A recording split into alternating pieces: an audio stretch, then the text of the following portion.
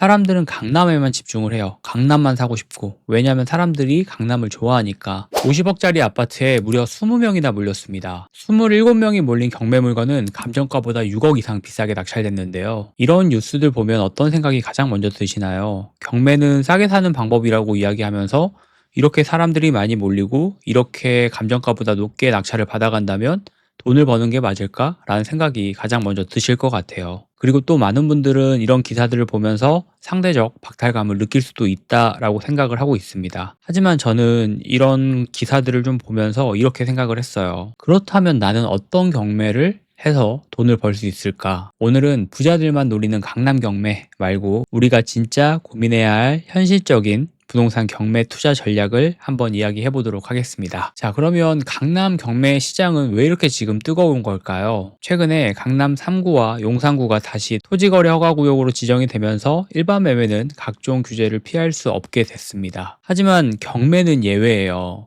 어떤 것들이 예외냐면 크게 세 가지로 나눠볼 수 있습니다. 첫 번째는 2년 실거주 의무가 없어요. 이 집을 실거주할 의무가 없다는 거죠. 그럼 이 집을 경매로 사서 낙찰을 받은 다음에 내가 실거주를 하지 않고 바로 전세 세입자를 맞으면 되는 거니까 이 전세가를 이용해서 이 집을 살 수가 있겠죠. 즉, 내 돈이 얼마 들어가지 않는 투자가 가능하다는 얘기예요. 실제로 이 2년 실거주를 하는 것 때문에 부담스러워 하시는 분들이 정말 많습니다. 아무래도 가격대가 좀 있는 가격대다 보니까 2년 실거주를 한다라고 하면 돈이 많이 묶이는 것도 있고, 다른 뭐 지방 같은 경우에서도 돈이 좀 있으신 분들이 이 지역에 이 집을 사 놓고 싶어도 실거주 의무 때문에 망설이시는 분들도 굉장히 많아요. 하지만 경매는 이 2년 실거주에 대한 부분이 의무가 없기 때문에 굉장히 매력적으로 보일 수 있겠죠. 그리고 두 번째는 자금 조달 계획서 제출 안 해도 됩니다. 경매 같은 경우는 내가 이 돈이 어떻게 생겼고 어떤 방식으로 벌었고 이런 부분에 대한 계획을 따로 작성하지 않아도 돼요. 강남 같은 경우는 이런 자금 조달 계획서를 써야 되는 경우들이 있지만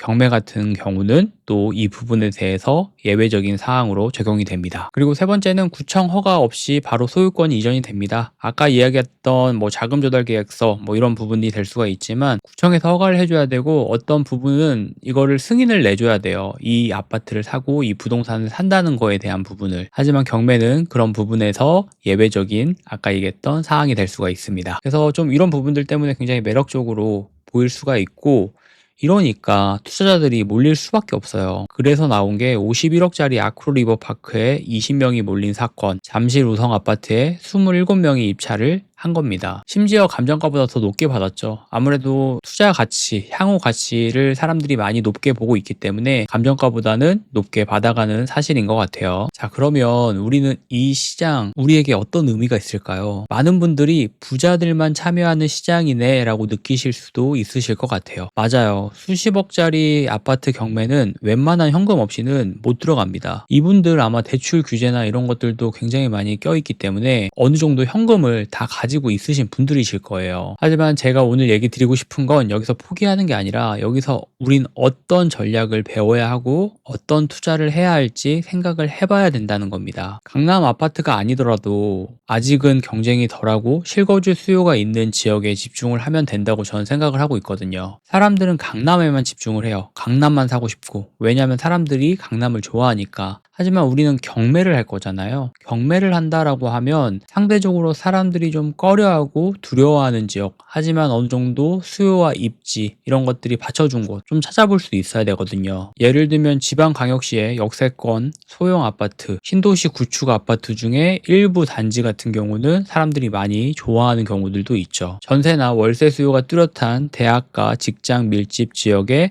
작은 원룸도 하나의 투자 전략으로 짤 수 있을 것 같아요. 이런 물건들을 일반 매매로 하세요 이런 게 아니라 이런 물건들 내가 경매로 할 거라면 매력적인 물건이 될 수가 있다는 겁니다. 경매 같은 경우는 일반 지금 사람들이 사고 팔고 하고 있는 가격보다 싸게 낙찰받고 현재 사람들이 사고 있는 가격보다 조금 더 싸게 내나 경쟁력을 높이는 거예요. 하지만 많은 사람들은 이 경매라는 방법을 배제를 시키고 경매를 경매답게 하지 않는 분들이 많은 것 같습니다. 많은 사람들이 좋아하는 물건들을 경매라는 이유로 싸게 사고 싶어 하시는 분들도 많아요. 누구나 좋아하는 서울 아파트, 누구나 좋아하는 강남 이런 물건들은 냉정하게 이야기를 하면 부동산 경매로도 싸게 살 수가 없습니다. 돈 버는 경매를 해야 되고 내가 지금 가지고 있는 이 상황에서 내가 지금 가지고 있는 시드에서 돈 버는 경매를 어떻게 할지 고민을 해보는 거예요. 그러면 마냥 지방에 있는 그런 아파트들만 해서 돈을 벌어라 이게 아니라 그런 아파트들로 돈을 벌어서 우리는 남들이 계속 좋아할 만한 것들로 바꿔가는 작업을 해야 되겠죠. 그리고 그 시드를 불리기 위해서는 경매가 하나의 좋은 방법이 될 수 있다고 이야기를 드리는 거예요. 지금 강남에서 벌어지고 있는 이야기들이나 뉴스 같은 경우는 뉴스일 뿐입니다. 우리가 가야 할 길은 정해져 있다고 생각을 해요. 상대적 박탈감을 느끼시는 분들도 있고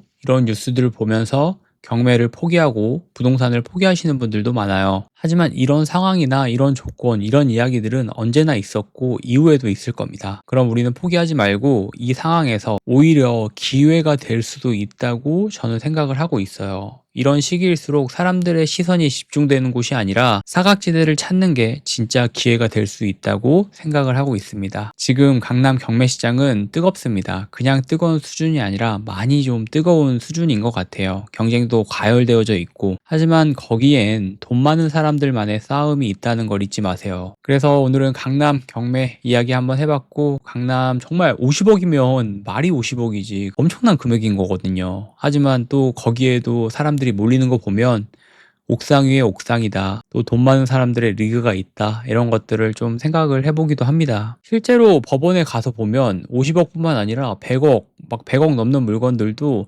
사람들이 입찰을 하러 와요. 그럼 그분들 얼굴 보면 좀 신기해요. 다 그분들은 돈이 있고 다 그분들은 어느 정도 계획을 세워서 입찰에 들어오시는 거기 때문에 그분들 보면서 아, 세상에는 진짜 돈 많은 분들도 많구나. 그리고 그분들도 경쟁을 통해서 경매를 하려고 하시는구나. 이런 것들을 좀 많이 느꼈던 것 같습니다. 그래서 오늘 여러분들이 이 영상 보시면서 어떤 부동산 경매로 돈을 벌 수 있을까에 대한 고민에 시작이 되었으면 좋겠습니다. 내가 지금 가지고 있는 시드로 내가 볼 수 있는 지역으로 돈을 버는 게 제일 중요해요. 돈을 벌다 보면 누구나 좋아하는 강남이나 이런 물건들을 볼 수 있는 시드나 안목도 생기지 않을까요? 저는 그렇게 생각을 해봅니다. 오늘도 긴 영상 봐주셔서 감사하고 내일 또 좋은 영상으로 돌아오도록 하겠습니다. 긴 영상 봐주셔서 감사합니다.